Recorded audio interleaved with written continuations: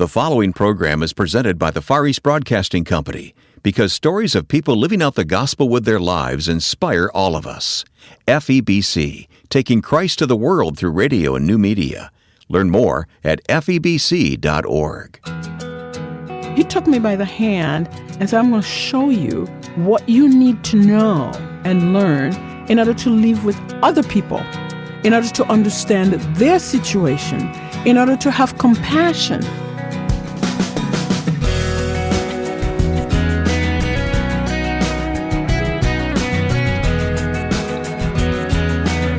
Our first-person guest will talk about her life, which took her from African poverty to a successful career as a doctor, serving people with the compassion of Christ. In a moment, Glena Davies on her courageous journey of hope. Welcome to First Person. I'm Wayne Shepherd. And as we begin, I want to encourage you to visit firstpersoninterview.com, where you can learn more about the guest you'll meet and learn about her book, Facing the Ocean. Also online, you'll see our schedule of what's ahead over the next few weeks and find the archive of past interviews to explore. Go to firstpersoninterview.com. These weekly conversations are made possible by the Far East Broadcasting Company, which rejoices in hearing the stories of God at work in people's lives all over the world. FEBC takes the gospel into nearly 50 countries of the world through radio and new forms of media, and millions respond. To find out more, please visit FEBC.org. Our guest, Glena Davies, was born in Sierra Leone. Her early life was lived in poverty, but as the Lord led, she became a doctor specializing in pediatric care. She's led a remarkable life and is now retired. She came to the First Person studio for this conversation. You grew up in very difficult circumstances. As we mentioned, you were hungry. You often not only skipped a meal, but didn't have food for days. Correct. Tell me about your mom and your dad, your mother and your father. Well, there's such a contradiction. They're both very bright in different ways. My father would, it doesn't take much for him to learn things. So he was very comfortable. He was very educated. He was very educated. My mother, on the other hand, I always described her as always outside looking in. But your home was difficult also because your father was absent. Correct. Much of the time. Well, again, he, being an agriculturist, a lot of the farms were not in the city. And he taught at Jala College, which is quite a distance from your home. Quite a distance from Freetown. And so he was the person who, or one of the agriculturists that, he taught at Jala College. He was also the field hands instructor. But it required him to physically leave Freetown and go. But the good schools were in Freetown. So my mother had to stay with us so we could attend school. Mm-hmm.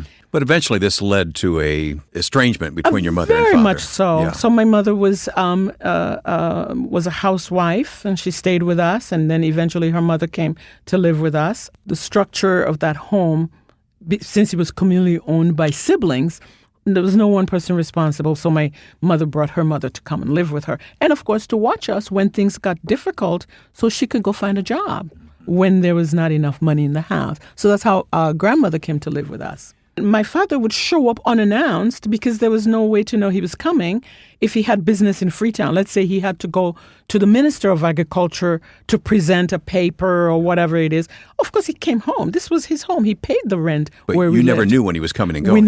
Us children never knew. We lived in a society where children were not involved in a lot of things. Mm-hmm. And so we'd wake up and, of course, if my grandmother was in the kitchen making an extra breakfast, my father was home. So that was different. Yeah. You mentioned in the book a couple of times when you would seek out your father. Correct. Let's say he came to Freetown for a meeting at his office. Correct. And you would go to the office. Describe that for us. It was a sense of foreboding. I looked very much like my dad and acted quite a bit like my dad. And by default, because I was not the introvert who sat quietly as my mother would wish, the way her two daughters, her first two children, they're very calm. They played with dolls. They combed the hair. No, I took the head off and looked inside to see what was inside. A doctor in the making. And that frustrated her greatly because she said, you don't talk like a lady. You don't sit like a lady. And she would try to groom me into this ladylike, which was just not my nature because I was out there climbing trees. Mm-hmm. And then I would tiptoe behind my dad. And then we got kind of close because my dad and I share certain common personalities. We talk a lot. We never fail to answer a question.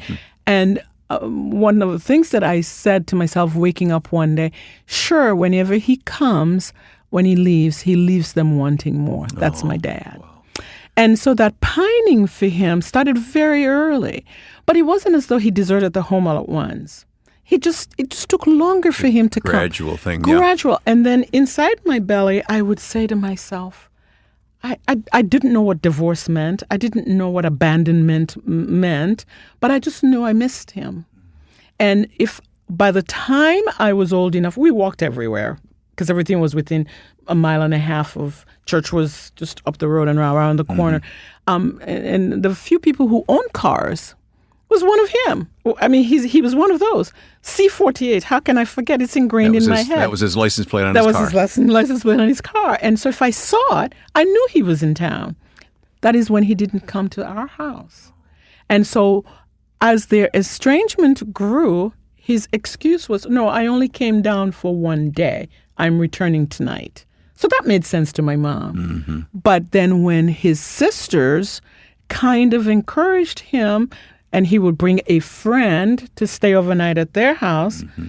Well, this was some kind of woman friend, but we didn't know, and my mother didn't know.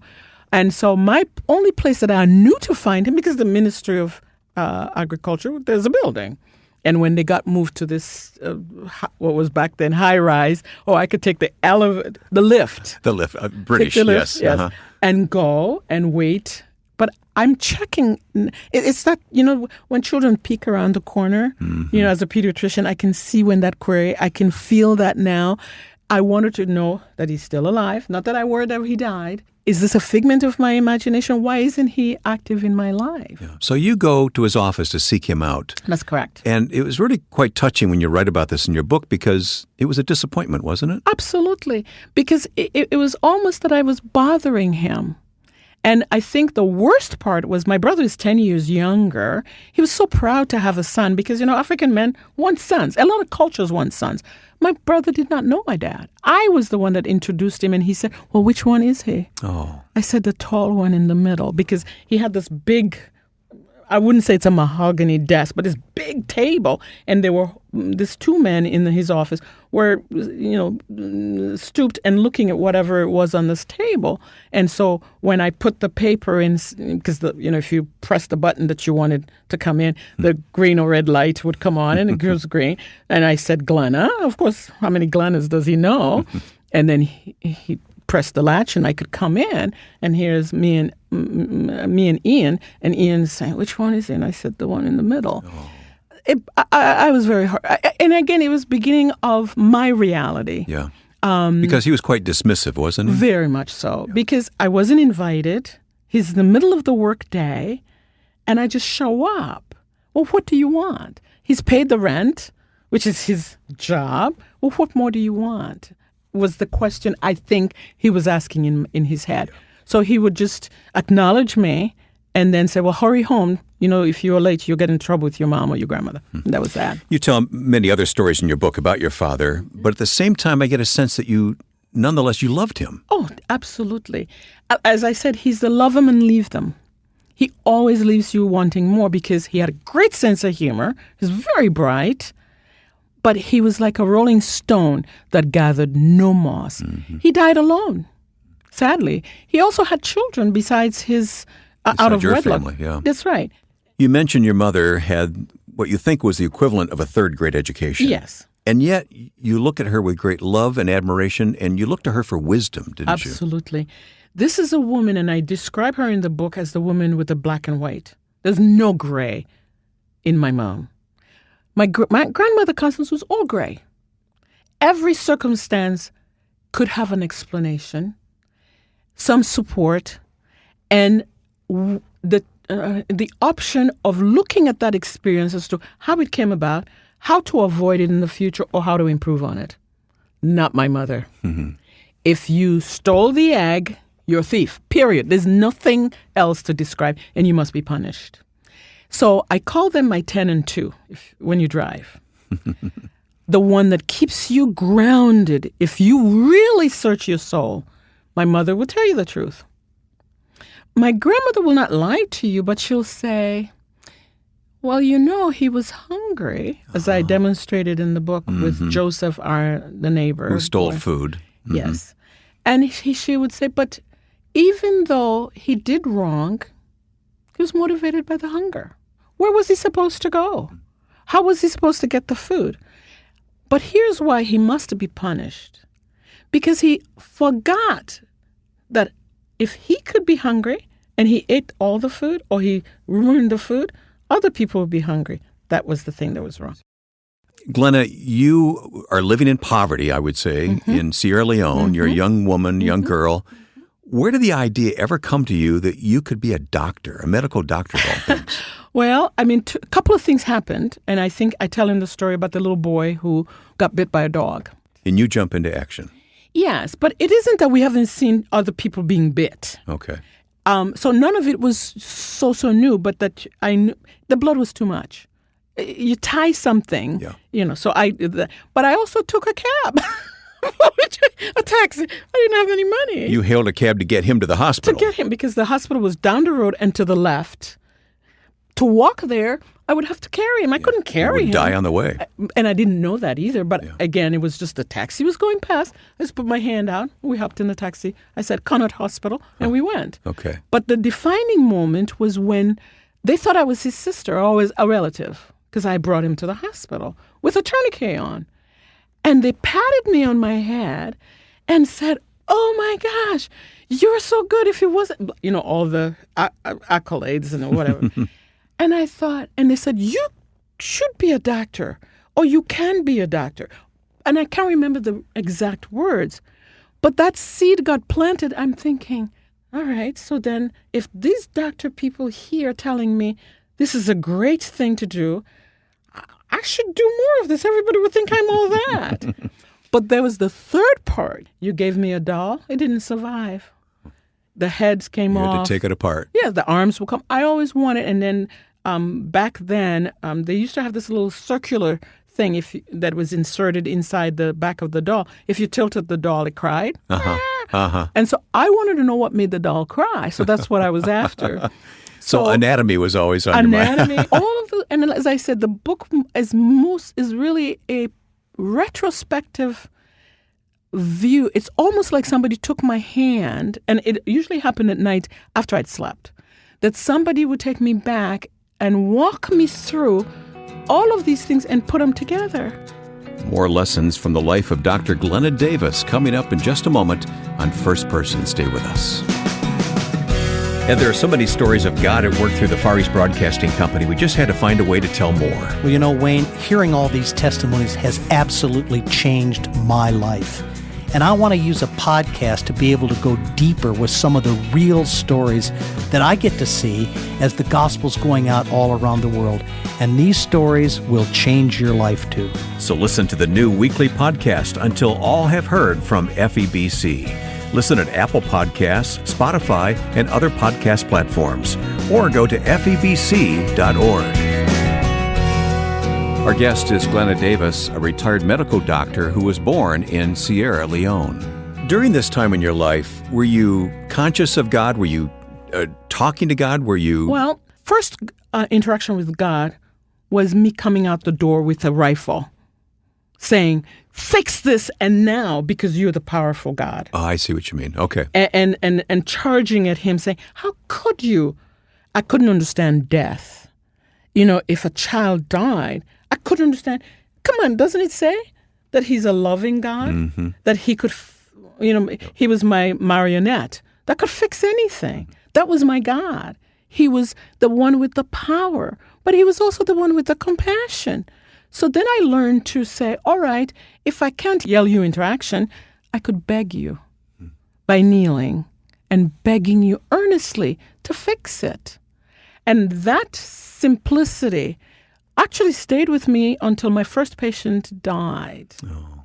That boy and I were he had leukemia. He was the most cheerful, hopeful, but he always liked to take the pen light out of my coat pocket, and I would distract him because I had to draw his blood. And I would hang out. And his parents trusted me. And I said to God, but I'm going to make you a deal. Just do not let this child who's so loved by his parents, who's so wonderful, this is the one time you have a chance to demonstrate to me that I've been faithful. Everything you've asked of me, God, I have done, or I've tried my best to do. I'm simply asking a simple favor. In your abundance of charity, extend him some charity. And yes, he may have some complications, but don't let him die. And I trusted, I believed it. When I came back, they had pulled the sheets over his head. I think that was the last outrage. I can still feel my heart skipping. And I said, there is no God. This is all a joke. This is all fake. This is so you can believe what you want, but this, I'm wasting my time asking you. Because, parents, God, my Father, parents will do anything for their children. And here I am, a child of God, asking you this one favor that you couldn't do. You couldn't see it in your heart. What kind of God are you? And the anger was so immense. I didn't have a mental breakdown, but they gave me 3 days off to pull myself together. And I cried uncontrollably. I couldn't clerk any patients. I couldn't do anything. And then the mother came to me and she said, well, we all lost him, not just you. Because, we have a saying in Creole, you cannot grieve more than the bereaved. And that's it appeared that I was doing. And that loss for me was tremendous. This was different. This was end of life, as I knew it, for this child. This was a crisis moment for you. This was crisis. This was a done deal. They put the white sheet, they pulled the sheets over his head, and they were going to take him to the morgue. So where do we go from here? Where is that loving God that can do anything? Where's my magician? And so I said, either my magician died or he never lived. And so I went into a period of unbelief, hostility, not towards anybody, but to anything resembling human. All I needed to do was, I think I saw a movie all I had to be was be black and die. That was that's all I was going to put my hands to. But anything else that required energy outside of my immediate responsibility, it was like a hands off of.